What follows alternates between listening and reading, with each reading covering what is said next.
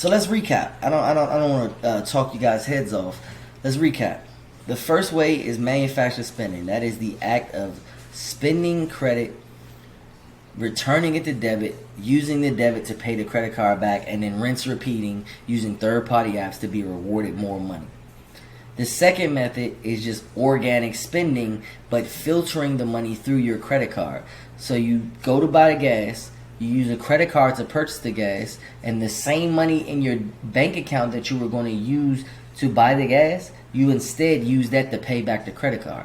Now the gas is collecting reward points. If you have certain apps on your phone, those are going to be collecting reward points, and then you use them all when you need to, right? The third method, and I didn't bring this method up, is the liquidation method. This is very similar to the manufactured spending method, but this one is the act of purchasing gift cards. And let's say you have a grocery store, a local grocery store near you, and they sell Visa gift cards. This method is recommended for anyone who has credit cards of $500 or less. If you're not able to spend a whole bunch of money, you're just trying to spend and make purchases so your credit card company can see that you can build on those. This method is for you. So the first step would be to take your credit card, got to be a credit card, and go to the local grocery store, Publix, Walmart, Publix. It depends on your location. I know up north they have like Giant and Food Line and things like that. But go to your local grocery store and look for a Visa Vanilla gift card. Let me see if I got one here. Boom. This is what it's gonna look like. Don't worry about the card. The card is empty. So that's what it's gonna look like. This is only for $50. They can go up to $200. I believe they have ones that go up to $500, and those are the key ones because those will let you swipe for more. But what you do is you take your credit card and you purchase a gift card for the maximum of value that is allowed. So if you get a $200 one, a $400 one, $500, etc., purchase that gift card. It is going to charge you a fee of anywhere between $3.95 to $6.95. Once you get that gift card, you can wait a day, you can do it immediately. Some people do it right there at the counter. You then take that gift card because it's a debit. Visa Vanilla act as debit cards. You then purchase a money order for the exact amount of the gift card minus whatever the money order fees are. So if we have a $500 gift card and money orders cost 89 cents, we are going to get a $499.11 gift card, which is going to completely burn the $500 off this gift card, right? Now that we have the money order, we're going to take the money order to our banks and deposit it back to debit. The money order should clear. It should clear a lot faster. Typically, when you first use the money orders, it's going to take a little second. But once the money order clears in your bank account, use the bank account to pay the credit card back. That method is a lot faster than the purchasing items method. And it's a lot less riskier because you don't have to worry about employee of the month asking you to show your receipt or, hey, you've been returning here a bunch of times, or getting your account locked because all you're doing is returns and organic spending. Also, it's good because if you're trying to rack up a lot of points, or if you're trying to rack up a lot of purchase and paybacks, you can do that easier with smaller cards with less risk.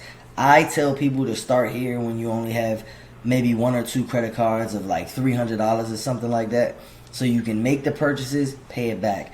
A lot of those lower end credit cards don't give you reward points anyway, so it's cool to do this method because purchasing money orders does not go toward your credit card reward points.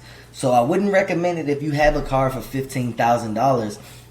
The money order method isn't going to be beneficial to you because you won't get any of those points. However, the manufactured spending method will give you points because it's showing that you're using them at retail stores and then doing the return to your debit card, which the credit card won't see if they are different banks. Please, please, please remember, when you guys are doing this, it has to be a different bank. You do not want to do Navy Fed to Navy Fed because they're going to see, hey, you made a purchase with this but made a return to that and then tried to pay it back. They're going to catch on, and that's when you get the red flags and they'll shut it down. But however, if you do a Navy Fed credit card to a Wells Fargo bank, they don't have any reason to talk to each other. They're just going to see, hey, a refund was made. I don't care what you do with it, and then you go to pay your credit card backs, and they're just like, okay, cool, you made a purchase, you made a payment. Hey, you had a return, you made a payment. Out of sight, out of mind, right? So those are your 3 methods, man. I hope this brought you guys plenty of education to understand that it is a very easy way to turn credit into cash. This is on a smaller scale. Once you start getting bigger lines of credit and bigger credit cards, such as the 0% interest credit cards, you'll learn how to liquidate those credit cards to do the things that you want, such as investing and things like that. When your credit limit hits about a 720 and you get to that upper tier of credit, you won't only get higher limit credit cards, you'll start to get lower interest credit cards, such as the 0% interest credit cards, and you can manipulate the money on those credit cards as if it was a loan. Like, let's just say I had a credit card for $25,000 at 0% interest. I can liquidate that money, which is pulling all the money off without doing a cash advance at 0% interest, and then paying the credit card back over time as if I got a $25,000 loan instead. The benefit or the beauty of that is that I would still get the reward of spending $25,000, which I could also pull as extra money, and then you could just go about paying that back. The 0% interest credit cards usually last anywhere from a year to 18 months. So if you strategically plan out the money, how much you got to pay back each month, and making your money make money, you should be able to pay it back well before the expiration date, and no interest is accrued. But that's it, man. I hope you guys got education from this. Hope you guys, if you have credit cards, go ahead and start burning them up, man. Use these credit cards the way that they're supposed to be used. Use your credit cards responsibly. If you are in credit card debt, I do have several other YouTube videos that can help you get out of it, so you can start using your credit cards to make money, right? That is it. Peace out, man. I hope you guys enjoy making money without having to spend a dollar.